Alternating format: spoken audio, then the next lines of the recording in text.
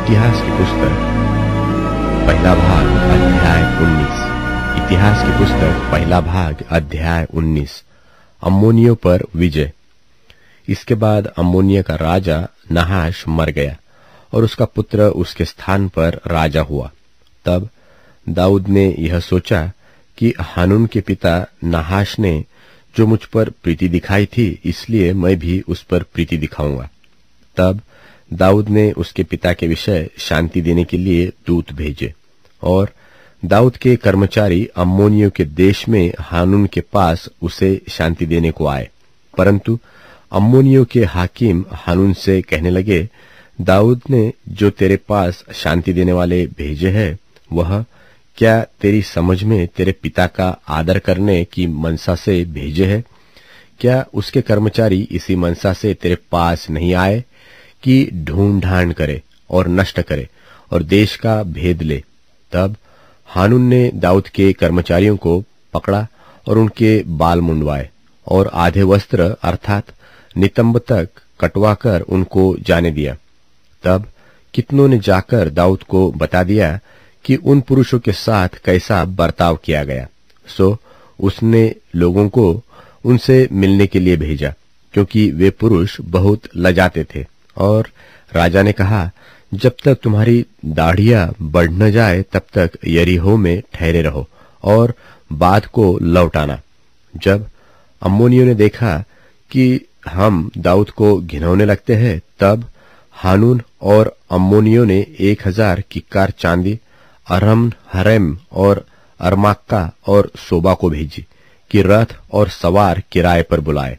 सो उन्होंने 32,000 रथ और माका के राजा और उसकी सेना को किराए पर बुलाया और इन्होंने आकर मेदबा के सामने अपने डेरे खड़े किए और अम्मोनी अपने अपने नगर में से इकट्ठे होकर लड़ने को आए।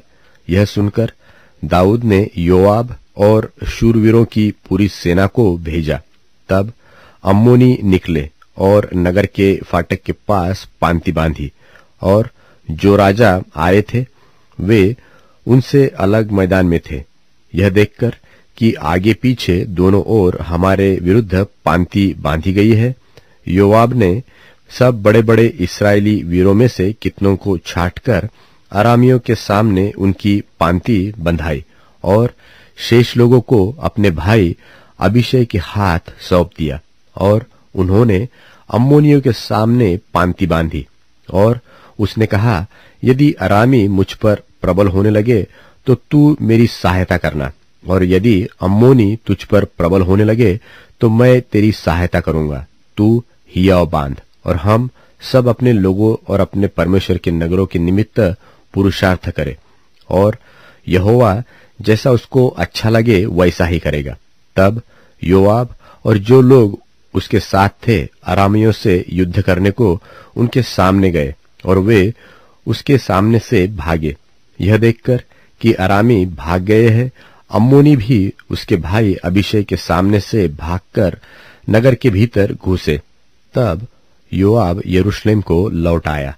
फिर यह देखकर कि वे इस्राएलियों से हार गए हैं, अरामियों ने दूत भेजकर महानद के पार के अरामियों को बुलवाया और हदरेजेर के सेनापति शोपक को अपना प्रधान बनाया।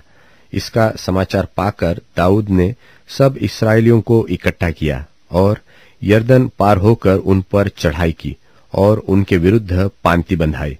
तब वे उससे लड़ने लगे, परंतु अरामी इस्राएलियों से भागे और दाऊद ने उनमें से 7,000 रथियों और 40,000 प्यादों को मार डाला और शोपक सेनापति को भी मार डाला। यह देखकर कि वे इस्राएलियों से हार गए हैं, हदरेजेर के कर्मचारियों ने दाऊद से संधि की और उसके अधीन हो गए, और अरामियों ने अम्मोनियों की सहायता फिर करनी न चाही।